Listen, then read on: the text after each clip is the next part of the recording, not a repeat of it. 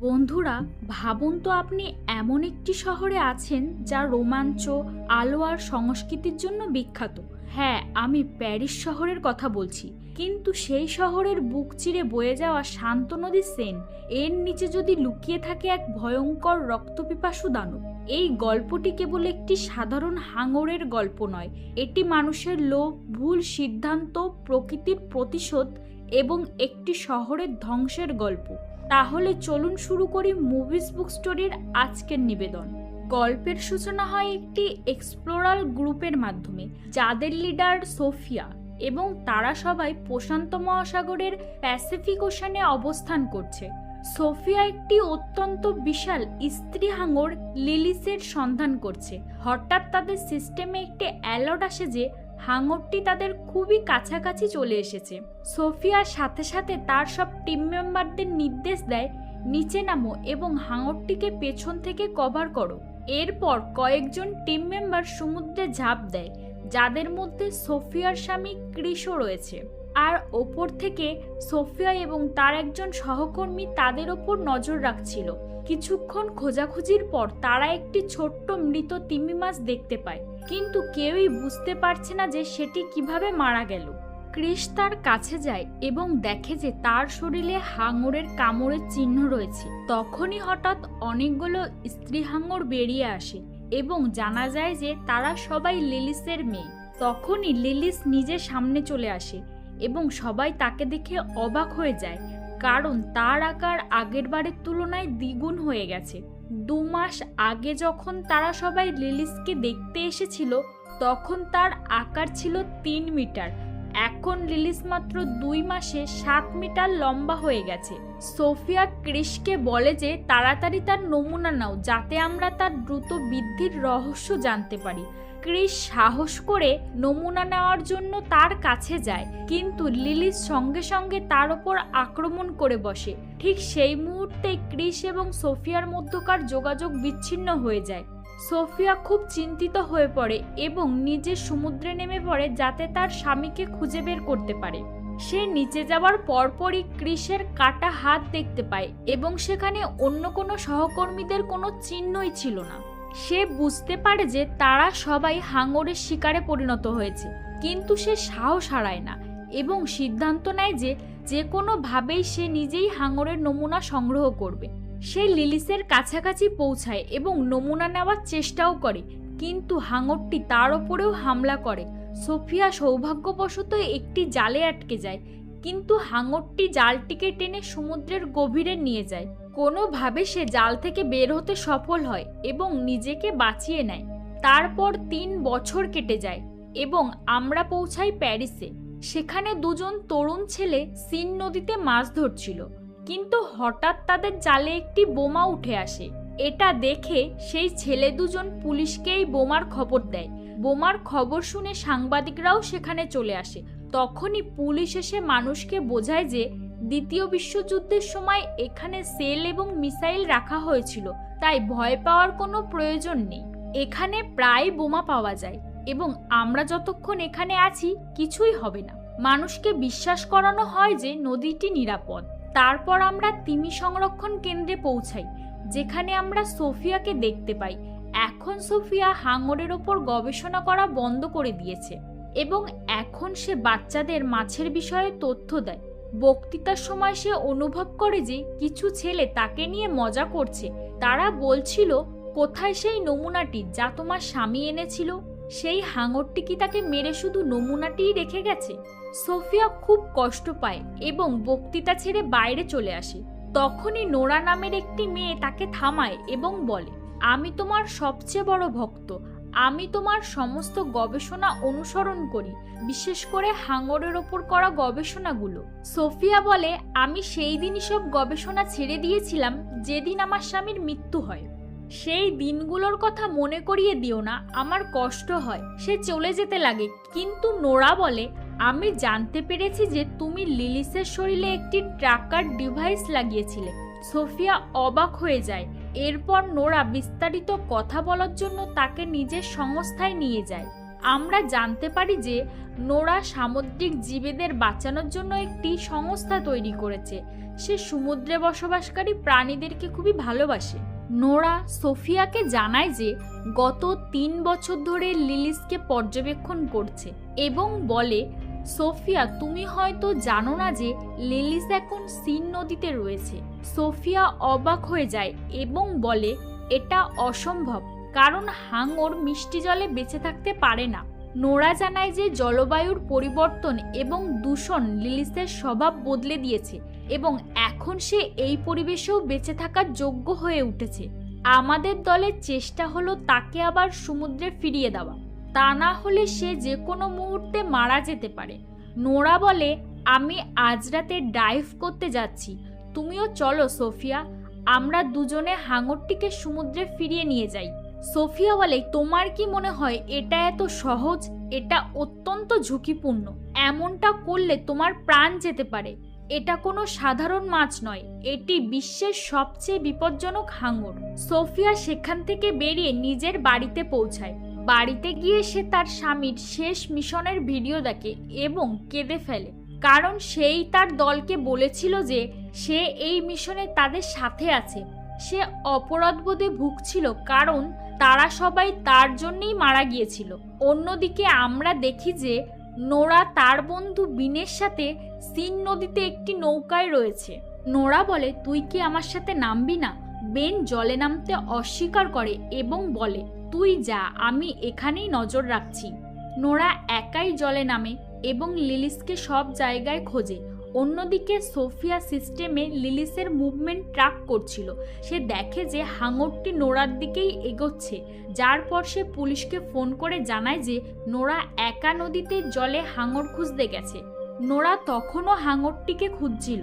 তারপর সে একটি গাড়ির কাছে যায়, তার উপর হাঙরের চিহ্নর সাথে সাথে একটি আধখাওয়া মানুষের শরীর ছিল। ঠিক তখনই সে পুলিশের সাইরেনের শব্দ শুনতে পায় এবং বুঝতে পারে যে পুলিশ নদীতে পৌঁছে গেছে।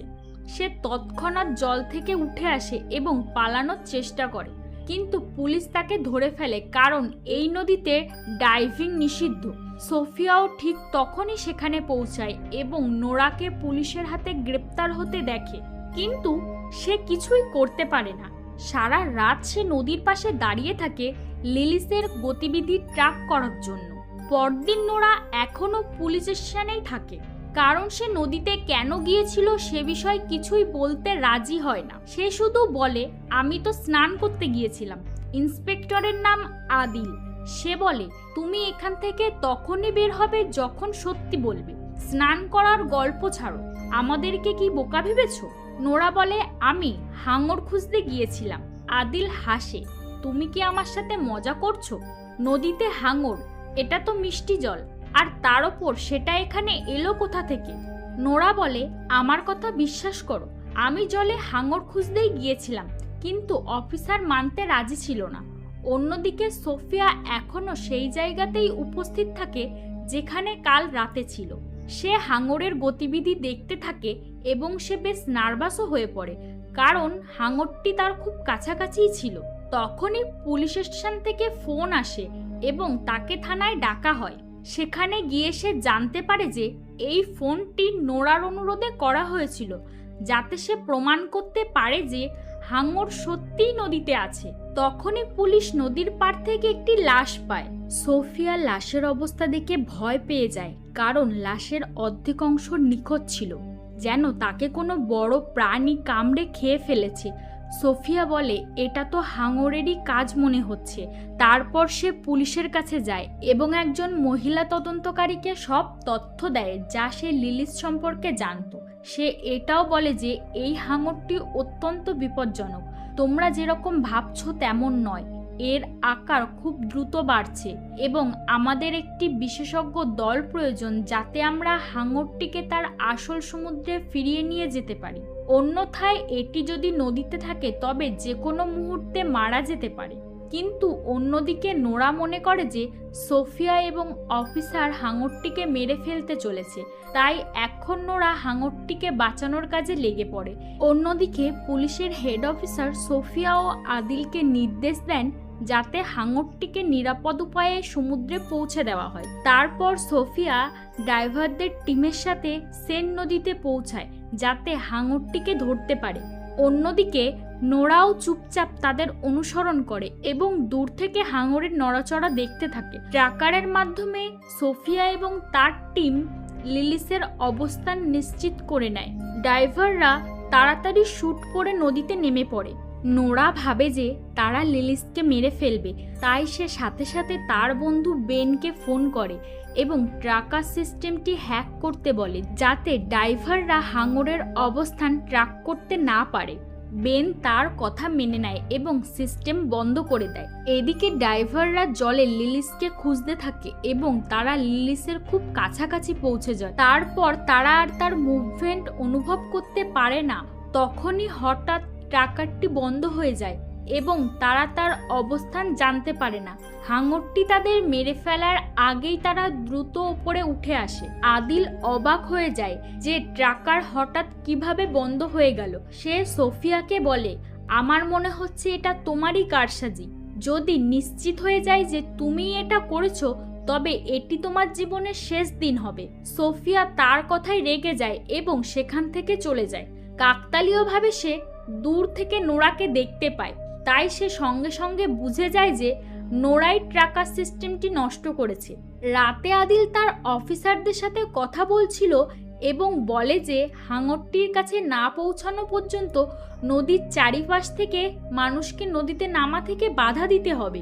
কিন্তু হেড অফিসার বলে যে তারা নদীর তীর বন্ধ করতে পারবে না, কারণ কয়েকদিন পর এখানে একটি বড় সুইমিং রেস উৎসব শুরু হতে যাচ্ছে, যা কোনো অবস্থাতেই বাতিল করা যাবে না। জানা যায় যে এই উৎসবটি সেন নদীতে হতে যাওয়া একটি বড় সাঁতার প্রতিযোগিতা, যেখানে দেশের সবচেয়ে বড় বড় সাঁতারুরা অংশ নেবে। প্যারিস শহরের মেয়র এই উৎসব বাতিল করবেন না, কারণ এতে $1 বিলিয়ন বেশি খরচ হয়ে গেছে।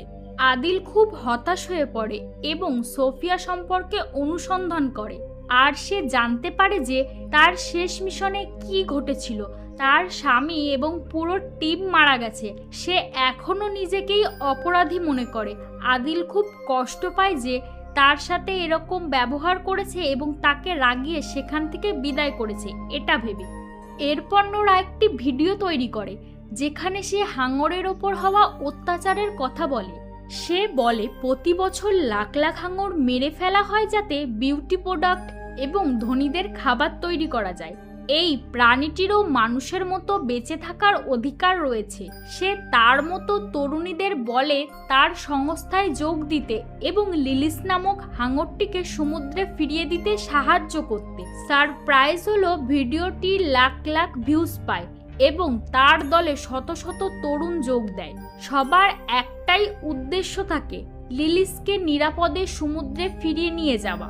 তারপর আদিল সোফিয়ার সাথে দেখা করে এবং বলে, আমি আমার দুর্ব্যবহারের জন্য ক্ষমা চাইছি আর কথা দিচ্ছি যে আমি তোমাকে এই শহরের মেয়রের সাথে দেখা করিয়ে দেব। তুমি তাকে সবকিছু বুঝিয়ে বলো। এরপর আদিল সোফিয়াকে মেয়রের সাথে দেখা করাতে নিয়ে যায়। সোফিয়া মেয়রকে পুরো ঘটনাটি শোনায় এবং সাঁতার প্রতিযোগিতা বন্ধ করার অনুরোধ জানায়। কিন্তু মেয়র বলে যে হাজার হাজার সৈন্য সেখানে উপস্থিত থাকবে এবং উৎসব তার নির্দিষ্ট সময়ে শুরু হবে। কোনো বিশৃঙ্খলা চাই না। সোফিয়া রেগে গিয়ে বলে, এই উৎসব বাতিল করা উচিত। তা না হলে আপনি শত শত মানুষকে মৃত্যুর মুখে ঠেলে দেবে। তারা যদি নদীতে নামে তবে লিলিস একে একে সবাইকে খেয়ে ফেলবে এবং তোমার ধারণাও নেই যে লিলিস বিশ্বের সবচেয়ে বিপজ্জনক হাঙর, যাকে কেউ কাবু করতে পারবে না। মেয়র বলে, দেখো সোফিয়া, পরিষ্কার কথাই বলছি, উৎসব বাতিল হবে না। সরকার এতে $1 মিলিয়ন খরচ করেছে। তারপর মেয়র পুলিশকে নির্দেশ দেয় যে যে কোনো মূল্যে যেন হাঙরটিকে মেরে ফেলা হয়। পুলিশ সোফিয়ার কাছে সাহায্য চাইলে সোফিয়া বলে, আমি একটা পরিকল্পনা করব যাতে আমরা লিলিসকে নদী থেকে বের করে সমুদ্রে নিয়ে যেতে পারি, কিন্তু লিলিসকে মারা যাবে না। সে এমন একটি পরিকল্পনা করে যেখানে বিশেষ একটি ফ্রিকোয়েন্সির সাহায্যে হাঙরটিকে ফাঁদে ফেলা হবে এবং কিছুক্ষণের জন্য অজ্ঞান করে সমুদ্রে স্থানান্তরিত করা হবে। কিন্তু পরিকল্পনা শুরু হওয়ার আগে বেন এসে পড়ে এবং সে স্বীকার করে নেয় যে সেই ট্র্যাকার সিস্টেমটি নষ্ট করেছিল এবং সে এজন্য অনুতপ্ত। কিন্তু সমস্যা শুধু এটাই নয়, নোরা লিলিসের লোকেশন ট্র্যাক করে ফেলেছে এবং সে আজই তাকে সমুদ্রের দিকে নিয়ে যাওয়ার পরিকল্পনা করছে। সে জানায় যে হাঙরটি এখন সমুদ্রের নিচে ট্যাঙ্কারের কাছে রয়েছে। সে সোফিয়া ও পুলিশকে নুরাকে থামাতে বলে, কারণ সেখানে কিছু তরুণও উপস্থিত থাকবে যারা নুরাকে সমর্থন করতে এসেছে এবং ওই জায়গাটি অত্যন্ত বিপজ্জনক, কারণ ট্যাঙ্কারের কাছের এলাকাটি খুবই সংকীর্ণ। সোফিয়া বলে, ভালো হলো তুমি আমাদের এটা জানালে, এবং সে আশ্বাস দেয় যে সে তার বন্ধুকে বাঁচাবে। রাতে আমরা দেখি যে নোরা, বেন ও সংগঠনের অন্যান্য লোকেরা নদীতে ট্যাঙ্কারের কাছে পৌঁছে গেছে এবং মিশনের জন্য প্রস্তুত হচ্ছে। বেনকে কিছুটা নার্ভাস দেখাচ্ছে, যেন সে কিছু লুকাচ্ছে, কিন্তু সে বলে, আমি শুধু তোমার জন্যই চিন্তিত। তারপর নোরা জলে নামে, এটা প্রমাণ করতে যে হাঙর মানুষের জন্য বিপজ্জনক নয়। এখন সে লিলিসের অপেক্ষা করতে থাকে।